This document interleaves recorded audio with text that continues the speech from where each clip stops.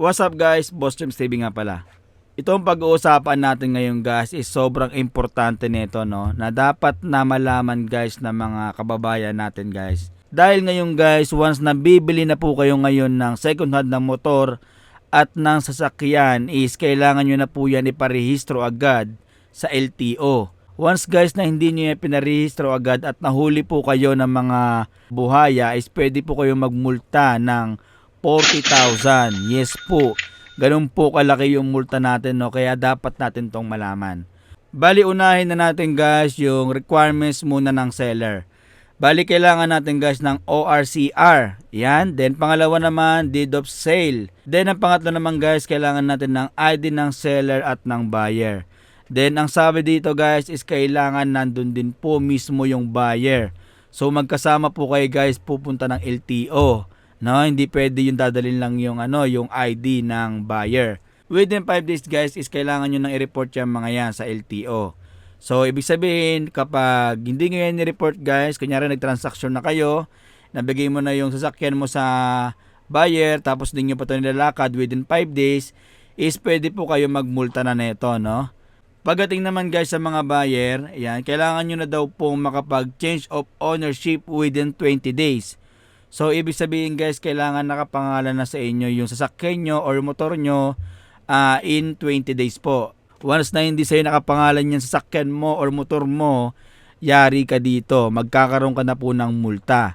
Then, pagdating naman guys dun sa sinasabi natin na 40,000 na multa, hati po kayo ng buyer at itong seller, no? So, ibig sabihin, tag 20,000 po kayo. Kayong dalawa po. Kaya kailangan mailakad nyo agad yan, no? So, malaki-laki po tong multa na sinasabi nila na to, no? Sa mga di nakakaalam guys noong September 16 pa pala to inanunsyo, no? So, marami talaga tayong mga kababayan guys na hindi alam tong batas na to. So, kahit nga ako guys, hindi ko nga to alam eh.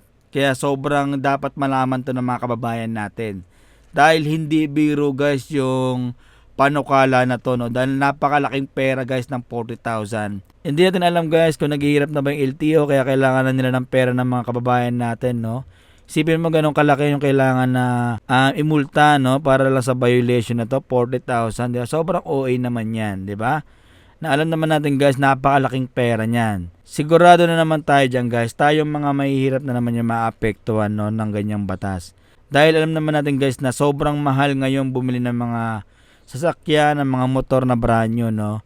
Kaya nga maraming mga kababayan natin guys na nag-i-interest sa mga second hand na motor o ng mga sasakyan para na kahit paano is makamura-mura naman at meron siyang gamitin na pang service sa pang araw-araw, no? Pero dahil sa ganyang batas is marami na naman tayong mga Pilipino ngayon na mamumblema.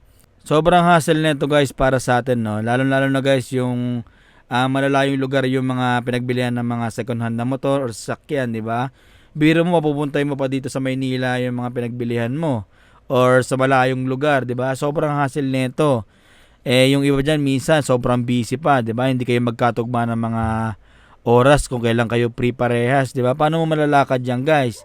Then pinapalakad nila within 5 days lang, 'di ba? Ganun kabilis.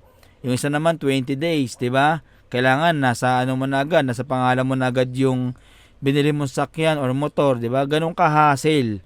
Ganong kahasil tong pinapanukala nilang batas, no? Tapos pag di mo naman nagawa, 40,000, di ba?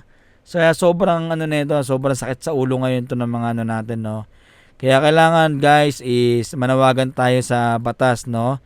Para malaman nila guys na mali itong ginagawa nila, no? Dahil marami tayong mga kababayan guys na maapektuhan sa ganyang batas, di ba? So yun lang guys, sana nakatulong sa inyo itong balita na to. Then paki-like and share na rin guys ng ginawa natin na video para malaman din guys ng mga kababayan natin itong balita na to, no?